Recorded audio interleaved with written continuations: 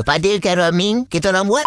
Aku nak cuba buat resepi samosa Khairul Amin. Nampak macam sedap, tapi bahan pula tak ada. Jadi aku tukar resepi fruited lemonade. Buat air pun jadilah. Ini adalah kali pertama aku cuba resepi Khairul Amin. Harap-harap menjadi. Aku tengok Khairul Amin pakai limau nipis. Jadi aku pun petik limau dekat halaman rumah senyap-senyap. Aku potong macam dia potong. Yang penting buang biji. Aku masukkan limau nipis dalam blender, tambah susu pekat sikit, kemudian masukkan air. Aku pun blender lah macam Cikgu Amin buat. Tada, dah jadi jus. Kemudian tetapis jus limau ni. Aku rasa resepi ni memang akan jadi. Lepas tu kita kena masukkan air ni, FNN fruited. Masukkan susu cair, FNN fruited, dan barulah kita letak jus limau yang diperah tadi. Kemudian letak limau. Dah siap. Yang ni nama dia Cici. Dia budak nakal, tapi sebenarnya baik. Sekarang hanya tunggu berbuka puasa. Jom aku cuba rasa.